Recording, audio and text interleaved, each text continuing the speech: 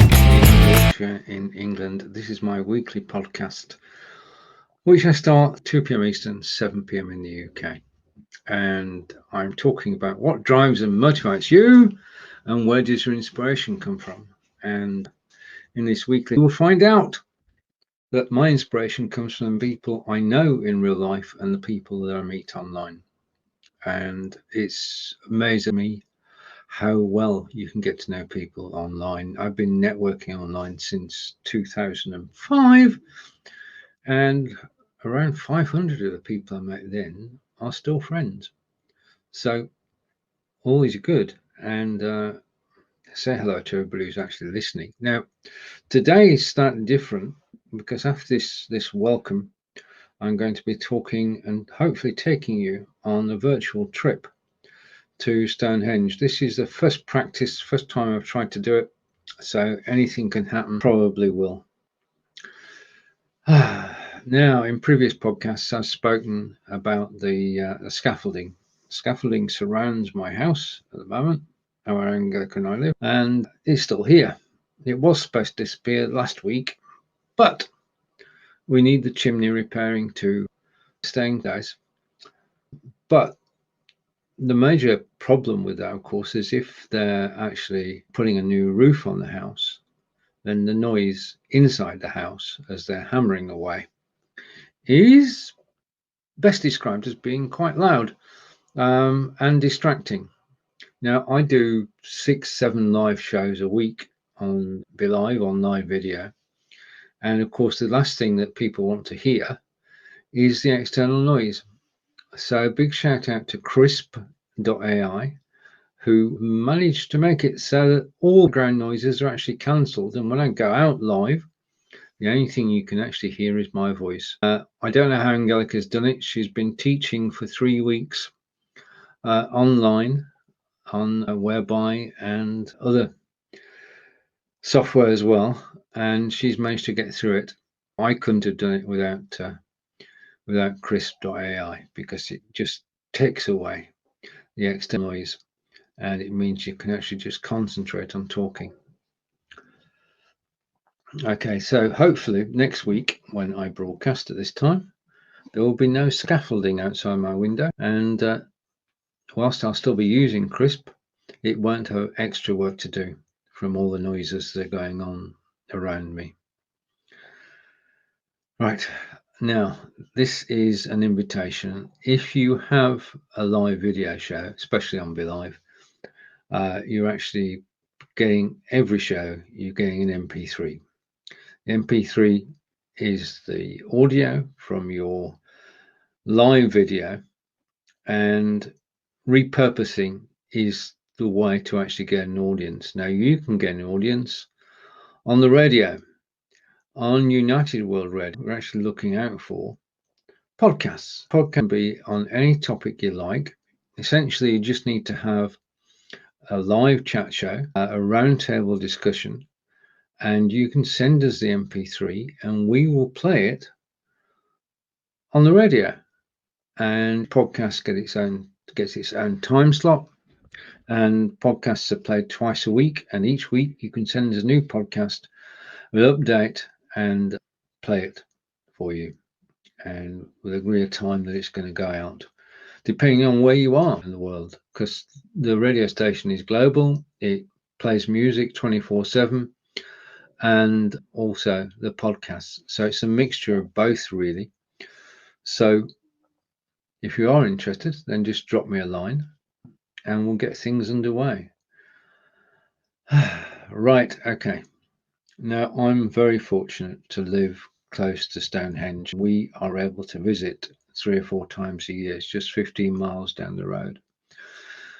It's 90 miles from London, and you can get a train from London to Salisbury, and then a local bus will take you from Salisbury to Stonehenge. You can drive there. If you drive there, then it's going to take you about 2 hours to actually drive from London to Stonehenge, and you can check on a link that I'm going to give you how far away you will be and how easy it is to actually get to Stonehenge. Stonehenge is a World Heritage Monument, and it's got iconic columns which I used to actually market it, and it is a place that inspires me. So this is a place that inspires me rather than people. When you arrive at Stonehenge, you arrive at the car park. Now, the park has got space for about 1,000 cars.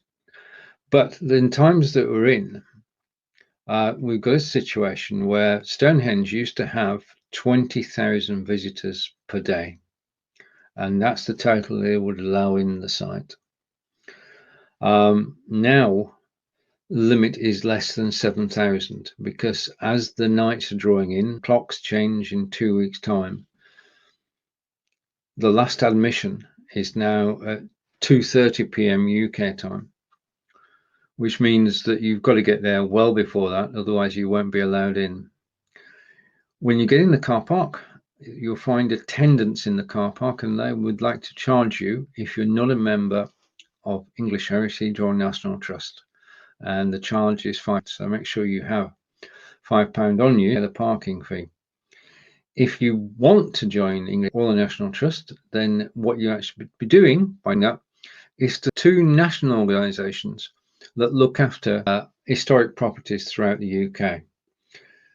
Stonehenge is managed by English Heritage with help from the National Trust, and they do a good job of preserving the monument and the area around it, because the thing is, it's not just the stone circle. You have a whole plethora of sites around Stonehenge which are of archaeological interest. And in fact, it's very difficult to find a day when there isn't an archaeological dig going on somewhere in the Stonehenge area. When you get out your car, the car park, you are greeted by what looks like an airport, really. It's I say new, we're only a couple of years old. It's the new visitor centre, ticketing and cafe. And it looks just like entering an airport. Now, be aware that you can't visit Stonehenge unless you have a ticket. You can't visit any National Trust or English Heritage property unless you book a ticket, and you can book 2 weeks in advance. And when you do book 2 weeks in advance, downloaded to your mobile phone is the ticket which will gain you entry to the heritage site. Now, that's paid entry. You can go to Stonehenge without paying, but you don't get as close to the stones as somebody who's paid. That's the difference. You can still see the stones, but you don't get as close. And basically what you're actually paying for, not to support the site, but actually to, well, if you can pay, then do pay, because you're actually supporting not only that site, but sites throughout the UK. And the donation that you make will help people to maintain the site. So you're at the visitor centre, and you've got a choice. You can either, if you don't want to walk, then there is a shuttle bus service which will take you direct from the visitor centre to the stones. The stones are about 1.3 miles away from the visitor centre, and the walk, if you decide to walk, is through the English countryside, through woods and over ancient grounds, and you've got places where you can picnic. And last time we went, 6 of us with book tickets, we did stop for a picnic on the way to the stones, and it's just amazing because when you're at the visitor centre, you can't actually see the stones. The stones are actually hidden. They're over a mound, and it's not until you've got halfway that you start to see the stones in the distance. And obviously, as you walk closer and nearer to the stones, they come into view, and it's mystical. They do hold a special place in English history. I mean, the site was started 5000 BC, so that's 7,000 years ago that they actually started working on the site. And Well, that's just mind-boggling, really. And it wasn't just the Brits who were working on the site. People came from all over Britain and from Europe because they found traces of pottery from and other artifacts from Europe. People came from Europe as well all that time ago. The current stones that we look at now are from 2,500 BC, and they came from Wales. That's the blue stones. And the sarsen stone came from Stonehenge, to Stonehenge from near the forest over in, the name escapes me, near the Savernake Forest, which is near Marlborough, which is about 20 miles away from Stonehenge. And if you've seen any photographs of Stonehenge, you'll notice the size of the stones. Now, nobody knows how they constructed it, but we can surmise how they got the stone those 20 miles. And they couldn't put it on the back of a truck. In fact, they had to, first of all, cut the stones, and then they had to transport them. And they used the method that's still in use today in some places, and that's to roll the stone using logs. So you've got the logs on the ground, you get the stone onto the logs. By brute, you push the stone forward, you take out the log at the back, you put it at the front, and you repeat that exercise for 20 miles. So this was not built overnight. This was sort of months to actually get from where the stone was to Stonehenge. So there was the motivator to do this. The stones at Stonehenge, particularly, actually come into focus at winter and summer solstice, and the sun shines straight through two of the stones right across. And it was built, well, we've got the science to do it today, but how did they actually do it 4,500 years ago and get it judged so well? So a set of stones came from 20 miles away, and there's the heavy ones, and they will be pushed there. The other stones came from Wales, and they were carried from Wales round to the south coast, we think, and then transported overland to Stonehenge. And again, that's a great feat because, first of all, who decided that the stones should actually use from Wales? What was magical or mystical about those stones that they should bring them so far? Why not use local stone? So you're outside the visitor centre and you decide to walk. You go past Neolithic huts who've been rebuilt or been built, so you can actually have a look inside and see how the people who built Stonehenge actually lived. And what you've got is circular building with a conical roof and a hole for the smoke to go out. And then you've got cots on either side of the building. It's an excellent recreation of how people would have lived then. So you can go around those first, and then you can see the size of a stone and see whether you can actually pull it, but nobody can. So you go along the field, and the field has been, the mats laid down so you can actually walk without harming anything in the area. And you the road. Now this is genuine road. This is an English road that went past Stonehenge. When they decided to move the visitor centre, redevelop everything, the road was closed. So you're actually walking on another piece of history. You're actually walking on the road that went from Amesbury to Salisbury. Was a main road, and that road was rerouted to go around the other side of Stonehenge. So you walk the road, and then you come to a woods either side of the road. And you've got a choice. You can either go straight on the tarmac, or you can be more adventurous and you can go out into the fields and walk along. And it's English arable countryside. Look out for the cows, more importantly the bulls, because it is farming country. You walk past the woods, And that's where we stopped for a picnic, and you carry on. And suddenly, as you get round from the woods, you can actually see Stonehenge. And it looks so small and insignificant. And you're walking closer and you're getting closer to the stones. And it's just a mystical experience because it is a very special place. There's a feeling about the place which you can sense. Now, I said that you can visit there for free. If you go there for free, then you just walk around the perimeter. If you've paid, then this is the point at which your tickets will be checked. And if you just go off a bus, it's also where your tickets will be checked as well. If you don't have a ticket, you can't actually walk stones. Now, before they got organised, you would be able to walk amongst the stones. Now you walk amongst the stones to preserve them. There is a perimeter guide rope around the stones, and you can get close. You can get quite close. You can get "This is me at Stonehenge" selfies without any problem at all, but you can't touch the stones. You can't walk amongst them. You can do that on 2 days of the year. That's the summer solstice and the winter solstice.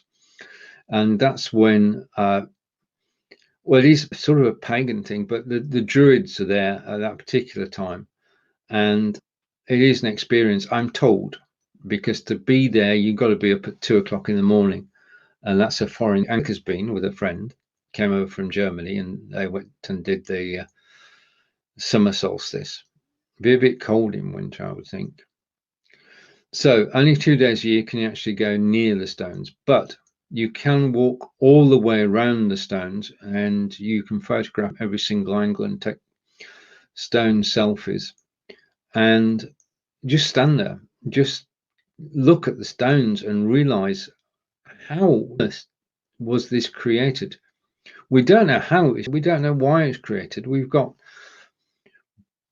people taking guesses, but it's just well, it is. If you ask me, is it worth visiting? Then yes, it is worth visiting because it's an experience, an amazing experience, and you can just stand there and you can. First of all, you'd meet people from all around the globe. Literally, people arrive by coach and by car and by train and bus, as we've said, and spend.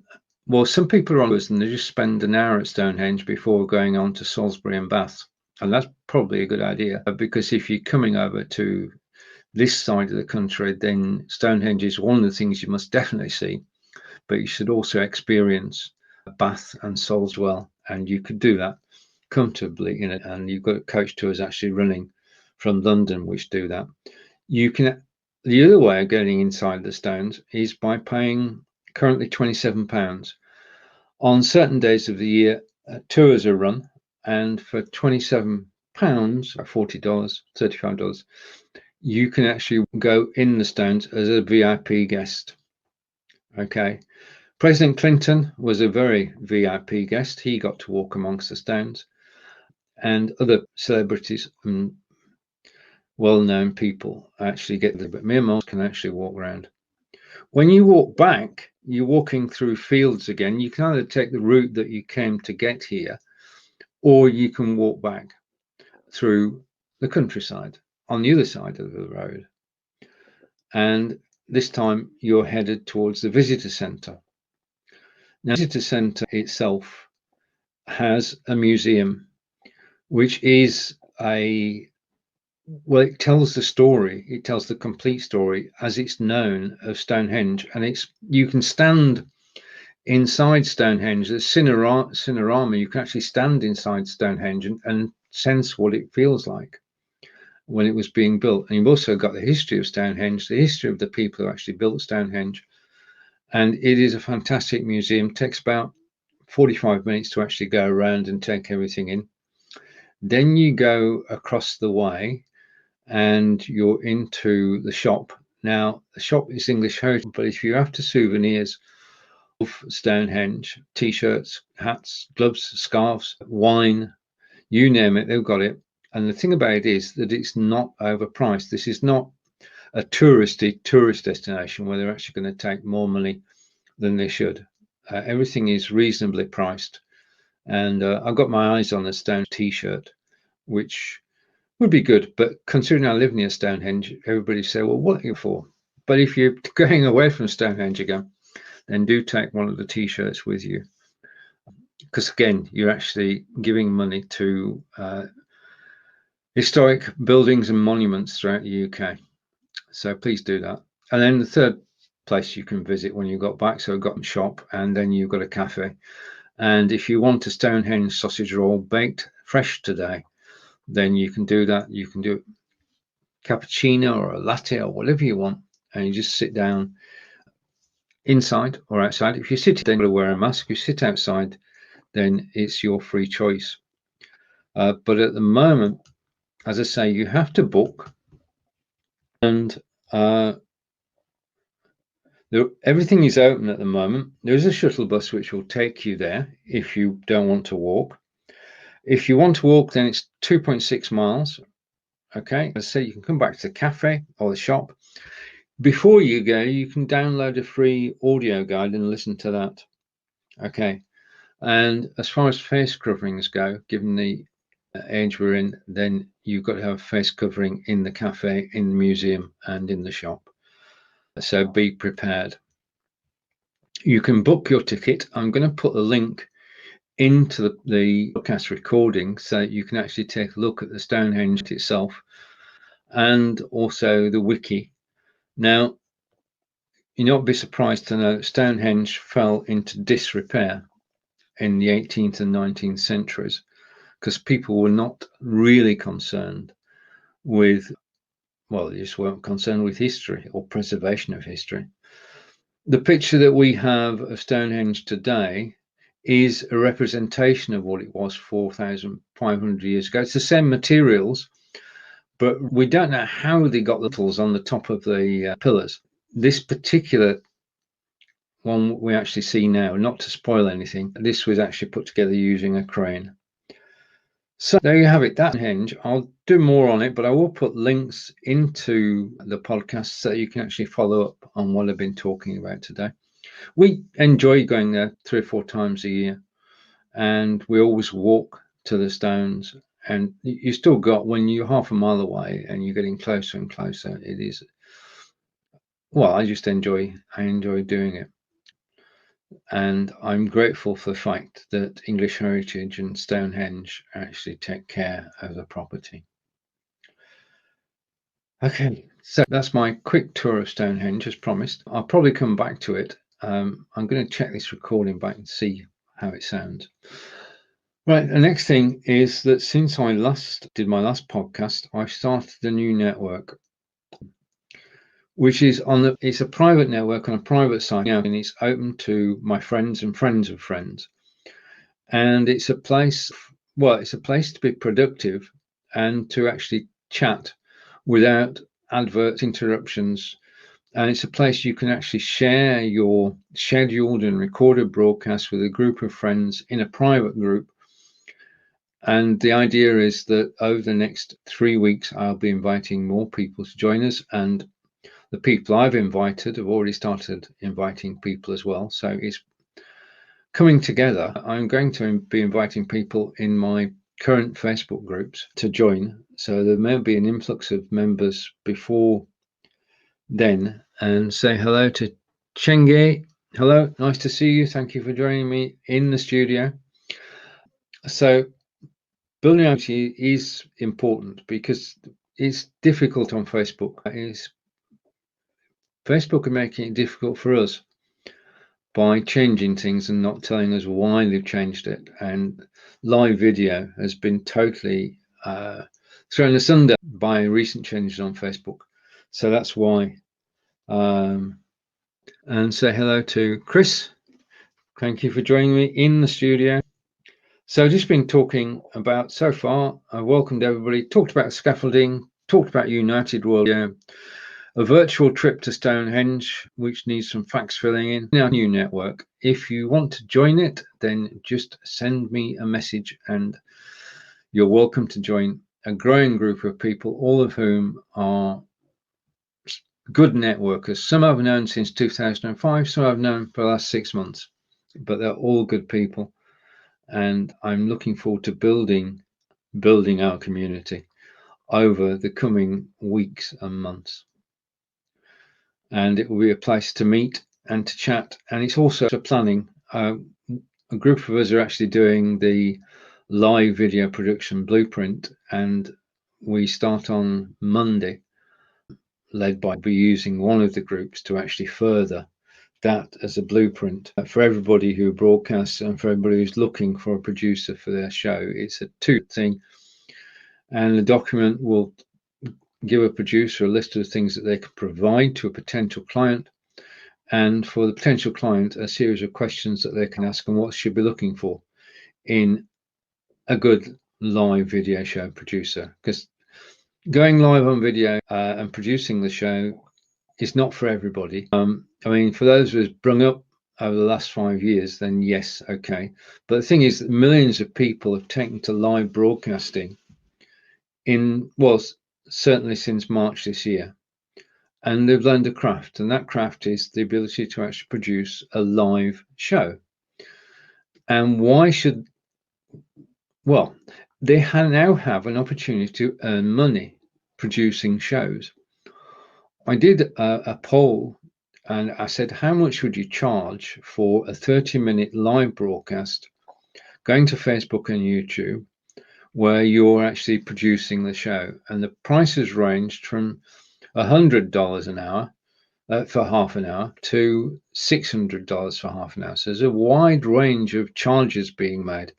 And what I want to do is to help those people who are actually in the position to produce shows to actually do that and to actually meet up with people, which will be another function of building our community, because it will be for producers to meet clients, potential clients. And so everything's coming together. It's sort of knitting together nicely. Right, coming up towards the close of this broadcast, I do try and go for 30 minutes. After the broadcast is finished, then I use a piece of software called Audiate, which takes out all my hesitations and all the space that occurs on a live broadcast. I'm quite happy to sit here in front of the microphone and just talk.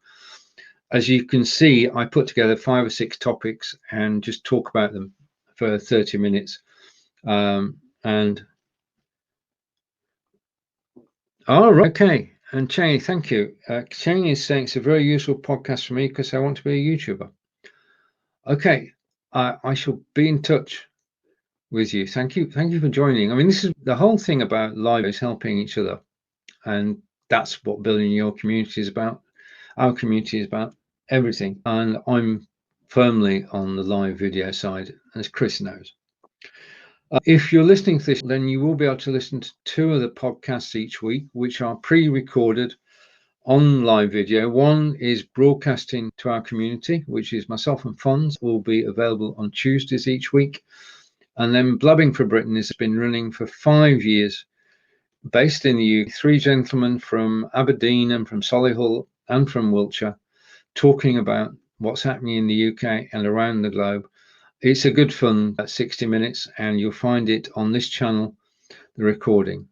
Right, especially to Chenge and to Chris. Chris is following on a laptop. The sound there was better to listen to your beautiful Stonehenge review. Thank you. For me, it was super. I'm an historian. Thank you very much, Chris. Chris is in Belgium. Thank you for your kind comments. Thank you for joining me in the studio. I'm back at the same time next week, 2 p.m. Eastern, 7 p.m. in the UK, 8 p.m. in Belgium.